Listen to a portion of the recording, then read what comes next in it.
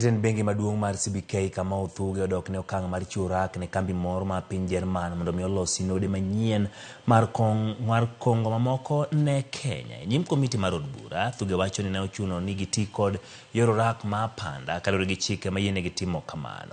Penjo bende opedhi mar gimomiyo chenro muonyo omenda ma shillings bilion 14.2 ne loso node manyien. Finyakidi nigi lerno. The printing is being done by a German firm, and it's actually one of the best firms. Mano eduoko mayande jatend bengi maduong' mar piny Kenya CBK Kamau Thuge ochiwo ne jofwambo tarik 7 dwe ni mar 8 kane olero ni kambi moro mawuok e piny Jerman ema omiyo rak mar goyo chapa kata loso node manyien ma pachoka. Thuge ne ochopo e nyim komiti mar od bura mar chiwo ler e wi oragno kendo yango nonro mar kambino mar piny Jerman ma owinjore olos ne Kenya node. Technologies, G&D, a reputable German banknote printing company was identified. Omedo lero ni oragno nochiw e yo mar aruya kendo ma ok oketi e lela kaluwore gi wuok mar kambi mar Delaru kendo mane dhi miyo Kenya bedo gi nok mar node. Departure of Delaru, the country was at risk of stockout of banknotes with great economic and national security implications.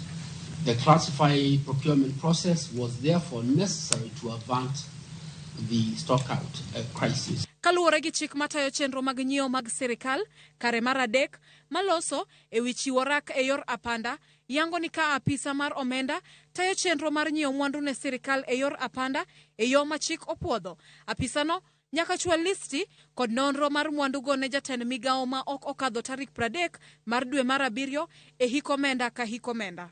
Ripodno owinjore obed gi puoth mar gima omiyo nyaka nyiew mwanduno e yor apanda, nonro mar mwandu ma ichano nyiew e yor apanda, nengo mwandu ma owinjore nyiew e yor apanda, kaka budget, siro nyiepo mar mwandugo, report e wi chenro mar nyiew mwandugo, kod ler e wi gimomiyo nyaka ti kod yor apanda e chenro mar nyiew. Chik matayo bengi mar CBK kare mar 491 bende lero ni bengi no nyalo wilo node mokethore mana ka nodego oruchore ma ok nyal kongi, ka nodego okethore e rang'iny ma ok nyal resi, kata ka nodego okethore e lwet kembe kata jolony ma omi ting' mag sombo node. Penjo mathoth bende ipenjo mar gimomiyo chenro mar loso node manyien dhi muonyo omenda maromo shillings bilion 14.2. There are claims that this German company that's printing the new notes had lost to Delaru in 2018 for the printing of new notes. So what changed? Is it secure? Why did it not qualify then? At that time that you came to you now with mask over procurement and kept some new banknotes, what was the quantum as asked by the chairman? Very simple. As of today, the quantity or the value of the banknotes in circulation is well over 330 billion notes. So the 14 billion that you are mentioning, or the 109 that we have indicated in a presentation, is assuming that there is going to be a replacement of these old notes. Orak mar loso node manyien ni biro timore kuom thuolo mar higni 5 kendo kambino mar piny Jerman biro loso node mokwan gi romo bilion 2.4 ka kwan omenda duto ma oromo tiek chenrogi owinjore gikone bed shillings bilion 689.